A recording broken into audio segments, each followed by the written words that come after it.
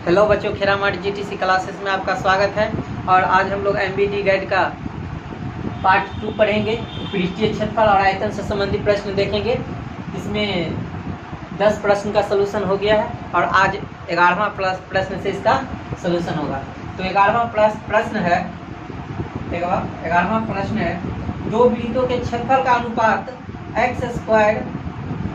X square अनुपात Y square दिया हुआ है। तो त्रिज्याओं का अनुपात पूछ रहा है। तो देखिए तो लिखेंगे पहले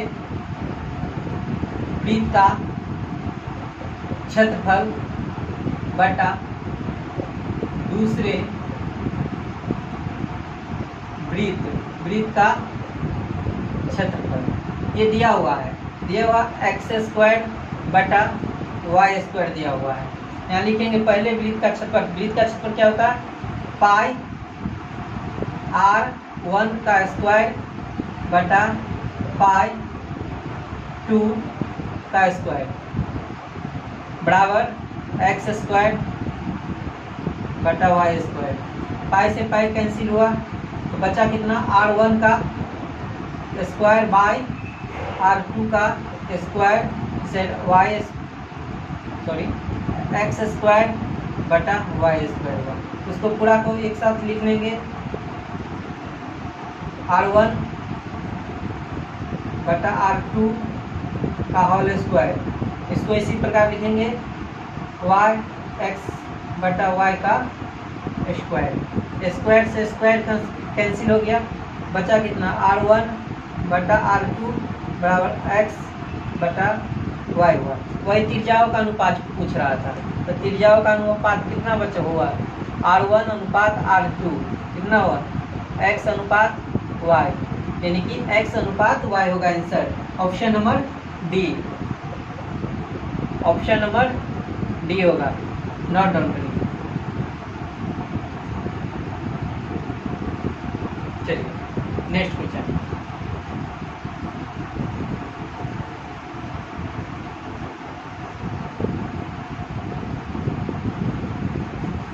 क्वेश्चन नंबर 12 कह रहा है आर त्रिज्या वाले गोले का आयतन क्या होगा। सूत्र पूछ रहा है कि आर त्रिज्या वाले गोले का आयतन क्या होगा। तो गोला का आयतन होता है 4 पाई 3 पाई आर क्यू होता है। ऑप्शन नंबर ए होगा, इसका आंसर होगा। बी में ऑप्शन दिया है, बी में दिया हुआ है शंकु का आयतन दिया हुआ है। बी में शंकु का आयतन दिया हुआ है। शंकु का आयतन होता है 1/3 पाई आर क्यू होता है। और सी में दिया है अर्धवृत्त का आयतन दिया हुआ है। अर्धवृत्त का आयतन होता है 2/3 पाई आर क्यू होता है। तो ऑप्शन नंबर 12 का होगा 4/3 पाई आर क्यू होता है। ये कौन चीज का आयतन है, गोला का आयतन है।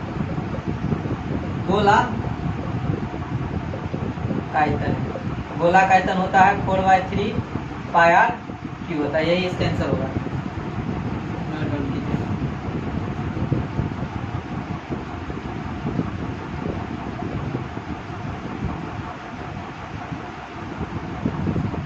क्वेश्चन नंबर 13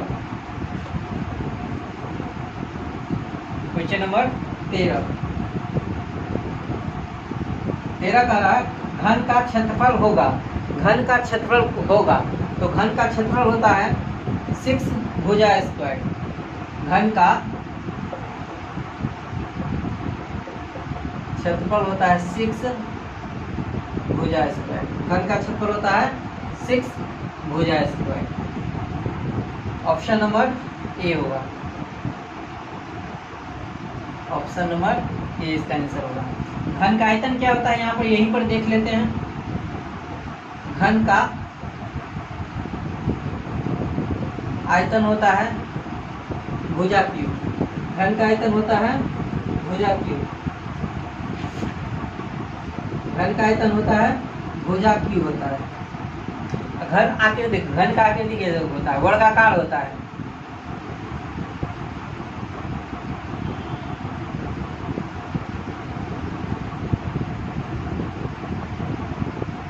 घन ये क्या है, ये घन है। घन वर्गाकार होता है। और नोट डाउन कर लीजिए, पूछ देता है कभी कभी घन का आकृति कैसा होता है। घन वर्गाकार होता है, तो घन वर्गाकार होता है। घन में कुल पृष्ठों की संख्या कितनी होती है? घन में कुल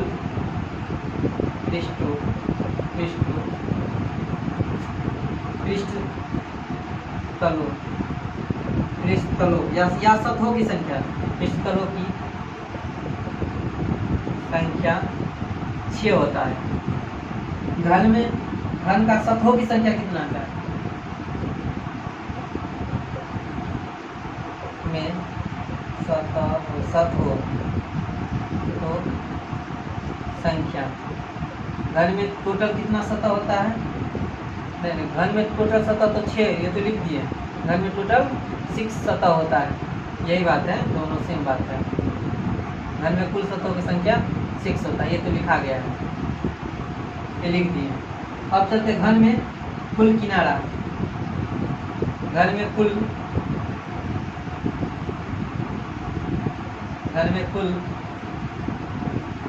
किनारा, घन में कुल 12 किनारा होता है। 12 किनारा होता है, घन में कुल 12 किनारा होता है। शीर्षों की संख्या, घन में कुल टोटल शीर्षों की संख्या कितना होता है?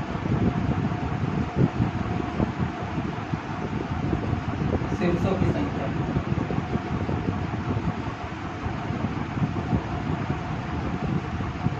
घन में कुल शीर्षों की संख्या 8 होता है। एक और लिख लीजिए। अब विकर्णों की संख्या,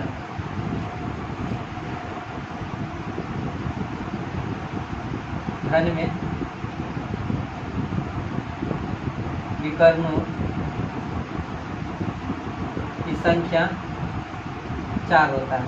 घन में विकर्णों की संख्या 4 होता है, तो इसका आंसर ये होगा 90।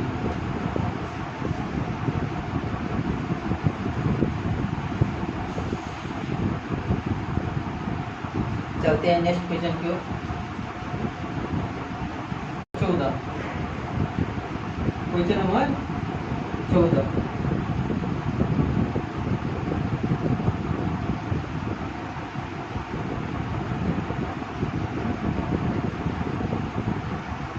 क्वेश्चन नंबर 14 कह रहा है कि 8 त्रिज्या वाले अर्धवृत्त का परिमिति होती है।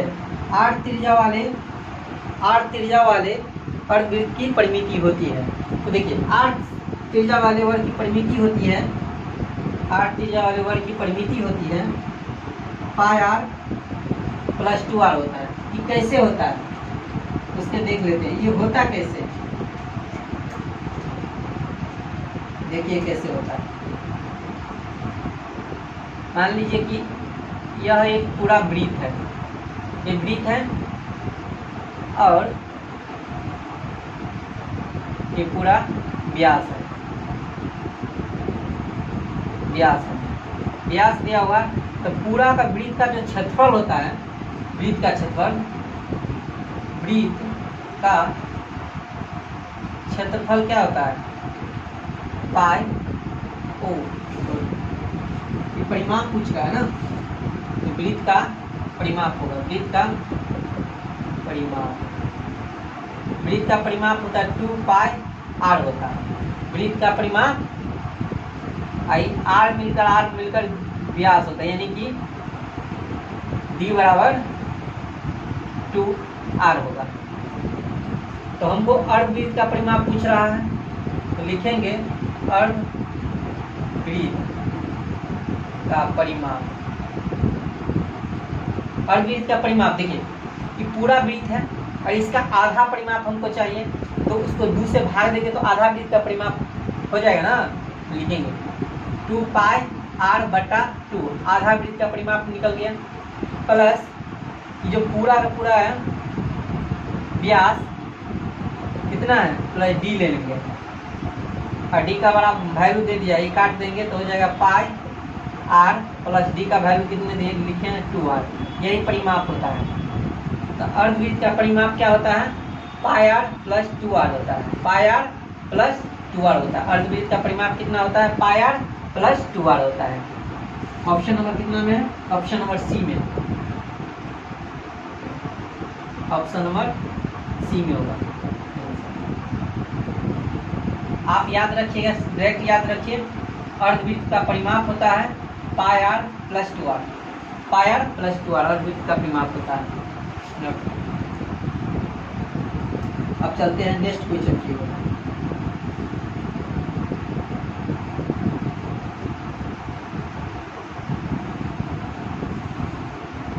Next question, question number 15।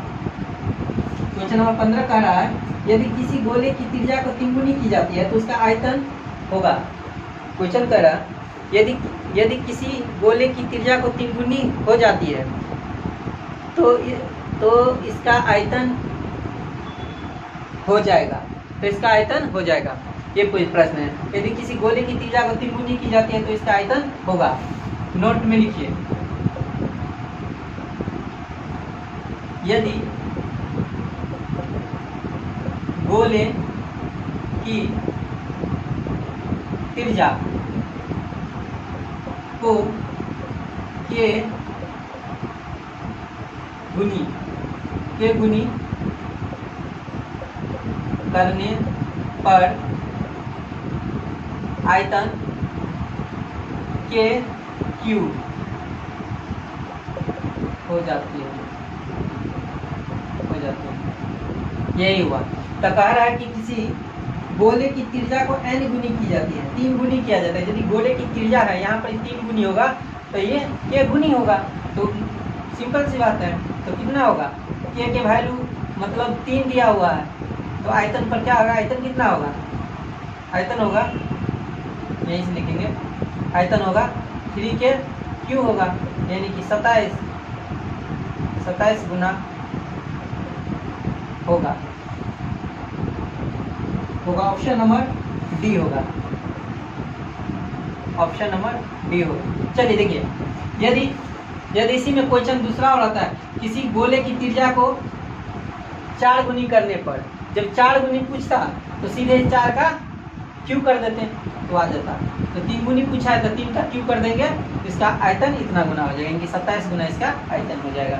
चलिए नेक्स्ट क्वेश्चन,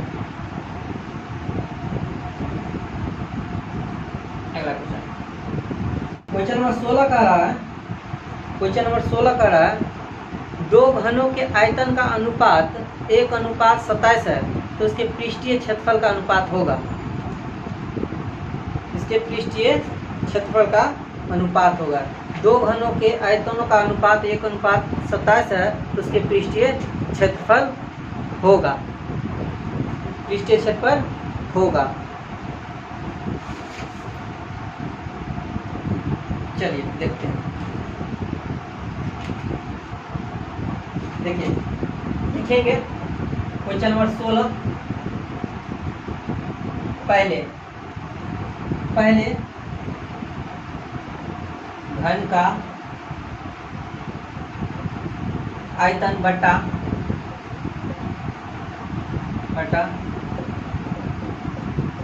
दूसरे घन का आयतन, दूसरे घन का आयतन ये दिया हुआ है, कितना दिया हुआ, 1/27 दिया हुआ, 1/27 दिया। तो पहले घन का आयतन, तो पहले घन का आयतन ये 1 लिखेंगे। घन का आयतन होता है भुजा क्यू बटा दूसरे घन का आयतन होता क्या होता है क्यू होगा, और ये कितना दिया, 1/27 दिया हुआ है। तो इसको लिखेंगे A1 बटा A2 पूरा के क्यू कर लेंगे, और ये उसको भी ऐसे करेंगे 1/3 के क्यू होगा। फिर A1 बटा A2 क्यू करेंगे, और उसको भी लिख लेंगे 1/3 टोटल का क्यू कर लेंगे। क्यू से क्यू कट गया, क्यू से क्यू कट गया, कितना बचा, A1 बटा A2 बराबर कितना, A/3 निकल गया। A1 का मान 1 निकला और A2 का मान 3 निकला।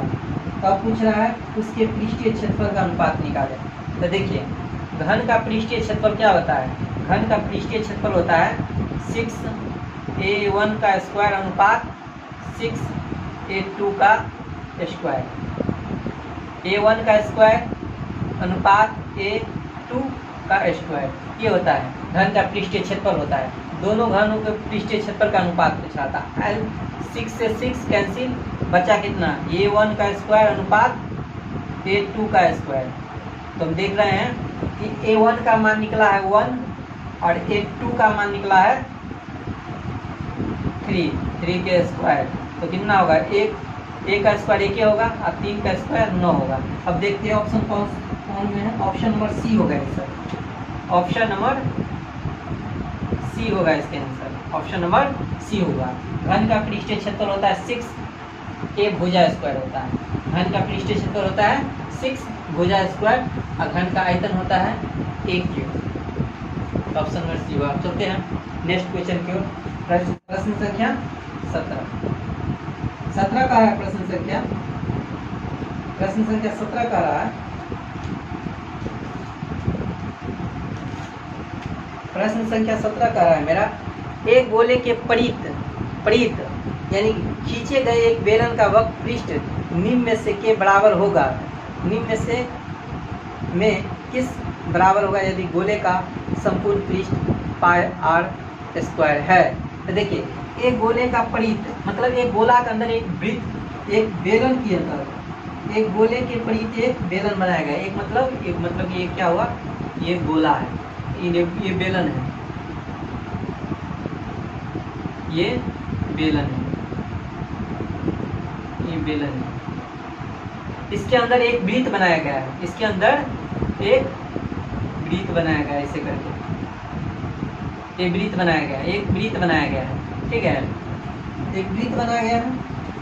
तो यहाँ से इसका त्रिज्या होगा और वृत्त का ये व्यास होगा। ये वृत्त का बीचों बीच से काटेंगे तो क्या हो जाएगा, ये वृत्त का व्यास, ये व्यास होता है और ये त्रिज्या होता है। त्रिज्या होता है, ये व्यास हुआ। तो व्यास त्रिज्या का आधा होता है। व्यास जो होता है त्रिज्या व्यास का आधा होता है। यानी कि r बराबर d/2 होता है। त्रिज्या होता है व्यास का आधा होता है कि पूरा व्यास है तो r यहाँ हो जाएगा। लेकिन बेलन का आयतन कितना होगा, ऊंचाई कितना होगा, बेलन का ऊंचाई होगा, देखिए r और r कितना होगा, ऊंचाई कितना होगा 2r होगा। बेलन का ऊंचाई 2r होगा। बेलन का ऊंचाई 2r होगा। ठीक है, ये कैसे हुआ, क्योंकि देखिए यहाँ से यहाँ तक पूरा बीच में तो वृत्त है, पूरा यहाँ से व्यास हुआ। अब व्यास दो भागों में बांटा गया है, r1 r।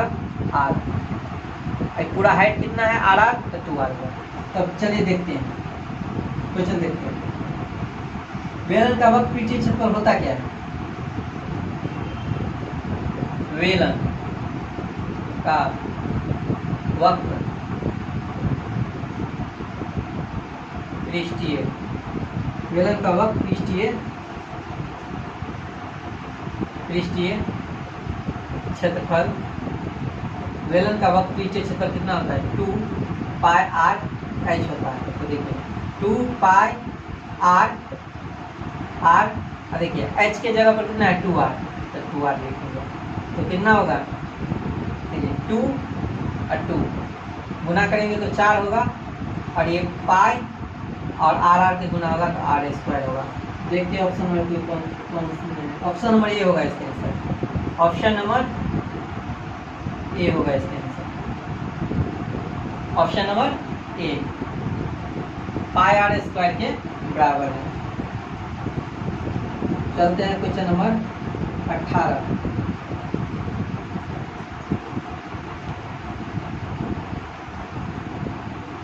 क्वेश्चन नंबर 18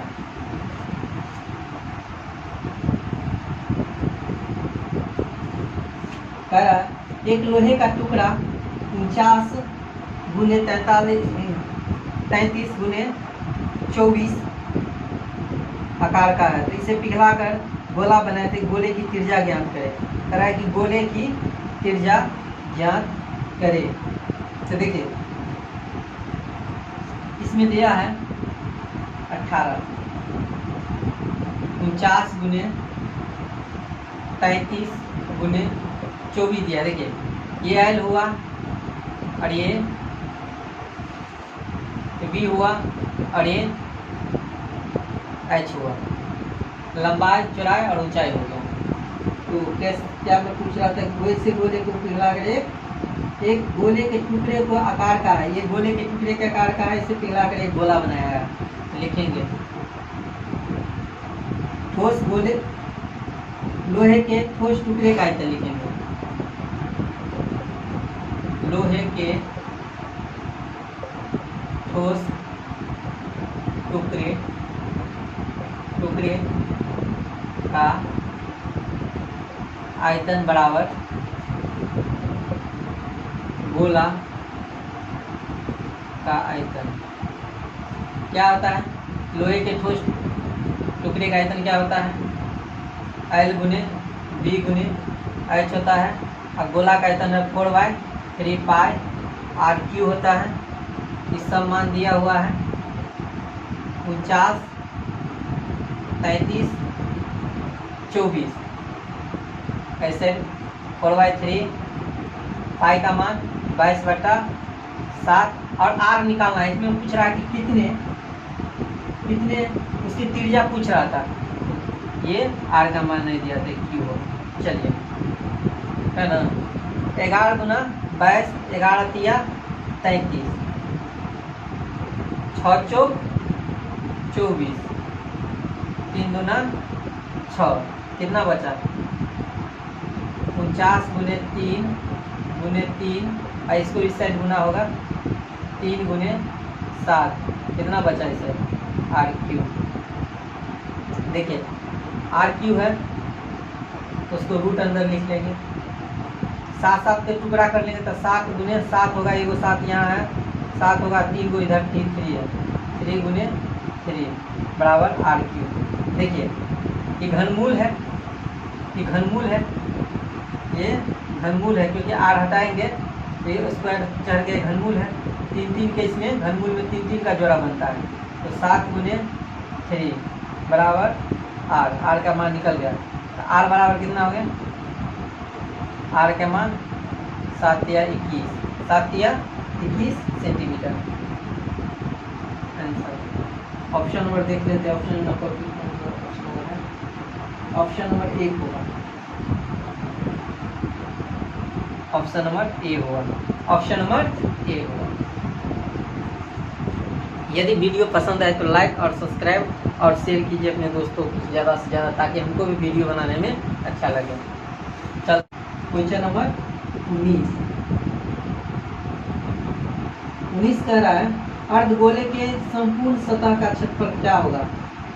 सूत्र इसमें पूछ रहा है अर्धगोले के संपूर्ण सतह का क्षेत्रफल क्या होता है, तो होता है अर्धगोला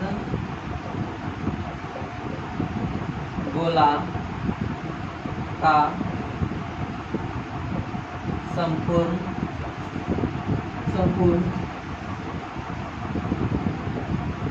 पृष्ठीय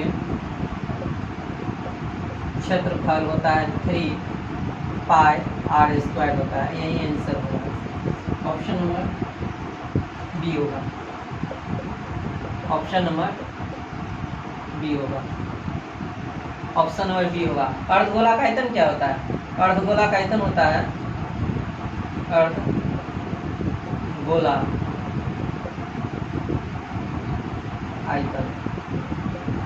आयतन होता है 2/3 पाई RQ होता है। हम ये बार बार इसलिए लिखते हैं कि ताकि आप लोगों को याद हो जाए, इसलिए बार बार हम लिखते हैं। चलिए नेक्स्ट क्वेश्चन की ओर चलते हैं।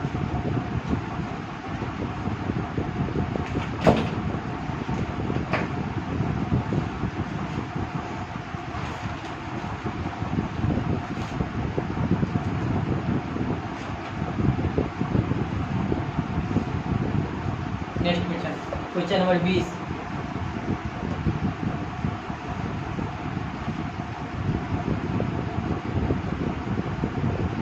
लास्ट प्रश्न है आज का, क्वेश्चन नंबर 20 कह रहा है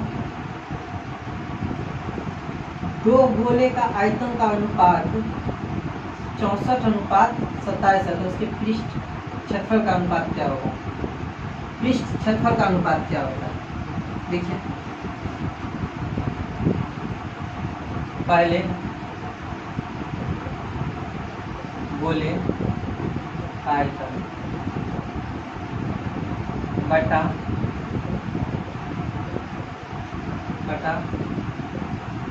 दूसरे गोले आयतन